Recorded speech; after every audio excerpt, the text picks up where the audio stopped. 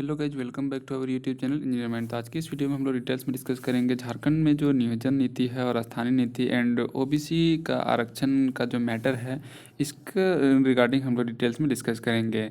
तो कल मुख्यमंत्री जो है वो राज्यपाल से, गवर्नर से मिले थे और उन्होंने 1932 आधारित जो नियोजन नीति है, 1932 के खতিয়াन के आधार पर जो नियोजन नीति बनाई गई है और विधानसभा से जो पारित कर दिया गया है, अब राज्यपाल के पास भेजा गया है और वहाँ से अब केंद्र सरकार को भेजना है। राज्यसभा और लोकसभा से बिल पास करा करके 9वीं अनुसूची में डाला जाएगा। तो क्या इसके बाद वैकेंसी जाएगी और जितने भी एग्ज़ाम हो चुकी है उसका क्या होगा, इसके बारे में डिटेल्स में हम लोग डिस्कस करेंगे। डिस्कस करने से पहले आपसे रिक्वेस्ट है कि अभी तक आपने हमारे चैनल इंजीनियर माइंड को सब्सक्राइब नहीं किया तो चैनल को सब्सक्राइब कर लो, वीडियो अच्छा लगे तो लाइक कर दो और शेयर कर दो। तो आपको बता दें कि मुलाकात हुई थी, स्थानीय नीति और ओबीसी आरक्षण विधेयक केंद्र को भेजने का आग्रह किया। मुख्यमंत्री के नेतृत्व में राज्यपाल से मिला प्रतिनिधिमंडल। तो पक्ष और विपक्ष के जितना भी अपोजिशन लीडर एंड जो पक्ष के फेवर के लीडर हैं, एमएलएज हैं, सबको लेटर लिखा था और बोला था कि चलिए हम लोग राज्यपाल से मिलते हैं और इसके बाद उनसे ये बोलेंगे कि जल्दी से ये बिल को सेंट्रल को भेजा जाए ताकि वहाँ से लोकसभा और राज्यसभा से बिल को पास करा करके और 9वीं अनुसूची में डाला जाए। तो ये जैसे ही उन्होंने हेमंत सोरेन ने बोला कि एक वैकल्पिक व्यवस्था करेंगे, तो वैकल्पिक व्यवस्था यही हो सकता है। और अगर ये 2 से 3 मंथ में ये बिल पास हो जाता है और 9वीं अनुसूची में चला जाता है, तो 9वीं अनुसूची में जाने के बाद ये फिर कानून बन जाएगा। तो फिर जो 1932 का खতিয়াन है वो उस पे आधारित यहाँ पर नियोजन नीति लागू हो जाएगा। तो चलिए अब हम लोग डिटेल्स में डिस्कस करते हैं कि क्या बोले हैं मुख्यमंत्री ने। भाजपा को छोड़ अन्य दल के नेता हुए शामिल, आजसू का भी मिला साथ। स्थानीय नीति और ओबीसी आरक्षण संबंधित विधेयक केंद्र को भेजने के मुद्दे पर मुख्यमंत्री हेमंत सोरेन के नेतृत्व में मंगलवार को एक प्रतिनिधिमंडल ने राज्यपाल रमेश बैस से मुलाकात की। राजभवन में हुई इस मुलाकात में भाजपा को छोड़कर आजसू समेत अन्य सभी दलों के प्रतिनिधिमंडल शामिल हुए।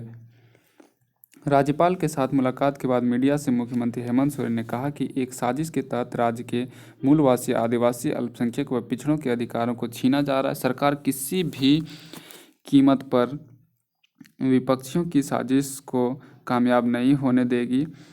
राज्य में नियुक्तियों को लेकर सकारात्मक परिणाम जल्द ही सामने आएगा। हेमंत सोरेन ने राज्यपाल से मुलाकात की तस्वीरों को अपने ट्विटर पर भी शेयर किया। साथ में लिखा, विधेयकों को 9वीं अनुसूची में शामिल करने से इन्हें संवैधानिक कवच मिलेगा। हाँ, जब ये 9वीं अनुसूची में चले जाएगा तो ये संवैधानिक हो जाएगा ये नीति, तो फिर इसमें कुछ नहीं हो सकता है। हालांकि कुछ लोग बोल रहे हैं कि 9वीं अनुसूची में जाने के बाद भी चैलेंज हो सकता है, लेकिन जब ये कानून बन जाएगा तो चैलेंज नहीं हो सकता। चैलेंज अगर होगा भी तो सुप्रीम कोर्ट इसको खारिज कर देगा, इसमें कोई डाउट नहीं, क्योंकि लास्ट टाइम भी बहुत सारे ये कैंसिल हो चुका है। तो चैलेंज नहीं होगा। 9वीं अनुसूची में जाने के बाद मैक्सिमम ये होता है कि फिर सुप्रीम कोर्ट इस पर सुनवाई नहीं करती है।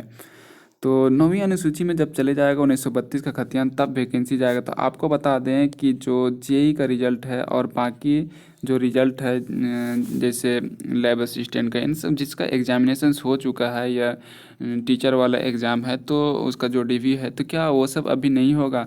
तो जैसे सीएम हेमंत सोरेन बोले हैं कि वैकल्पिक व्यवस्था की जाएगी, तो वैकल्पिक व्यवस्था के अकॉर्डिंग तो लग रहा है कि जब तक 1932 आधारित नियोजन नीति लागू नहीं किया जाएगा तब तक कुछ भी यहाँ पर रिजल्ट और कोई भी जो नियुक्ति प्रक्रिया है वो स्टार्ट नहीं किया जाएगा।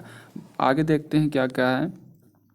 2 विधेयक राज्यपाल के पास भेजे गए हैं। झारखंड विधानसभा का 11 नवंबर को विशेष सत्र बुलाया गया था। इस दिन सदन से 2 विधेयक, झारखंड पदों एवं सेवाओं की रिक्तियों में आरक्षण संशोधन विधेयक 2022 और झारखंड स्थानीय व्यक्तियों की परिभाषा और परिणामी सामाजिक, सांस्कृतिक और अन्य लोगों को ऐसे स्थानीय व्यक्तियों तक विस्तारित करने के लिए विधेयक 2022 पारित किया गया।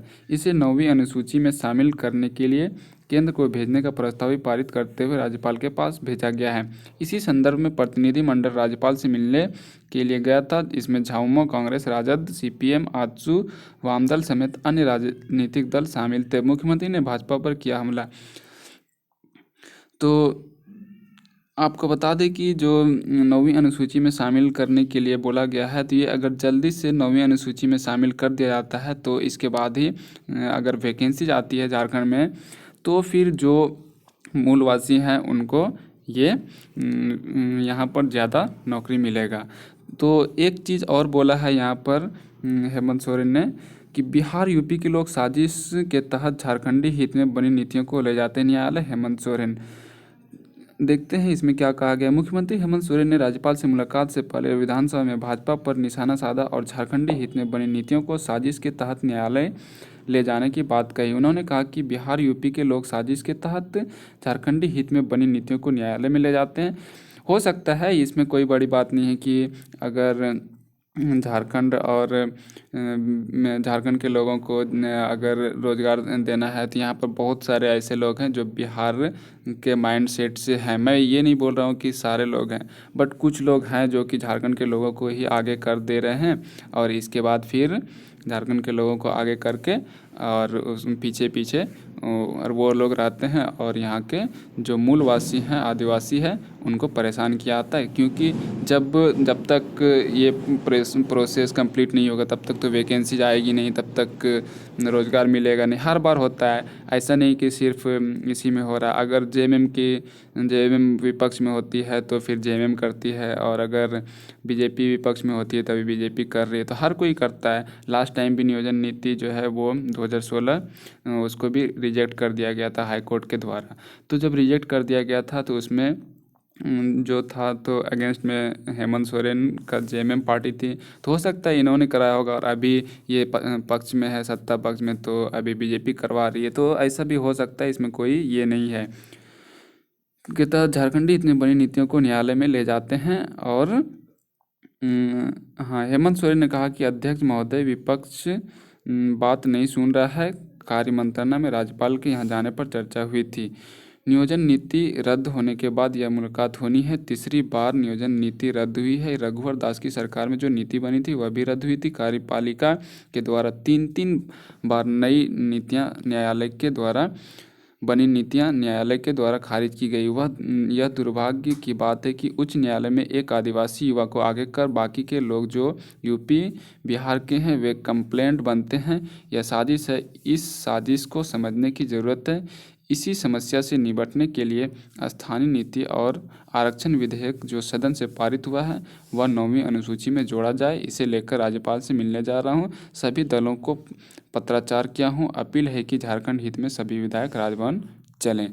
तो इन्होंने बतलाया कि अगर हमारा 9वीं अनुसूची में ये शामिल हो जाता है, जो आरक्षण का मैटर है ओबीसी और स्थानीय नीति 1932 खतियान आधारित, तो फिर आसानी से इसके ये कानून बन जाएगा और जो नियोजन नीति है यहाँ से लागू किया जा सकेगा। और फिर जितनी वैकेंसीज है वो उसमें रिजर्वेशन के अकॉर्डिंग, और जो स्थानीय लोग हैं 1932 आधारित उसी को रिजर्वेशन दिया जाएगा।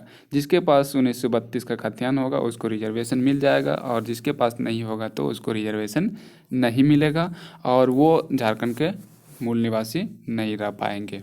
तो उम्मीद है आपको ये इन्फॉर्मेशन अच्छा लगेगा, और उम्मीद है कि हम लोगों का जो जेई का एग्ज़ाम है और जितने भी एग्ज़ाम पेंडिंग है सबकी हेमंत सोरेन ने जो बोला है कि कुछ ऑप्शन ढूंढेंगे हम लोग, तो उम्मीद है बहुत जल्दी ये ऑप्शंस। और हम लोग भी चाहते हैं कि जो सुप्रीम कोर्ट है वहाँ मैटर को ना ले आ करके ऐसा अमेंडमेंट किया जाए जिससे कि कोई भी झारखंड का जो मूलवासी है, आदिवासी है, उससे वंचित नहीं रहे।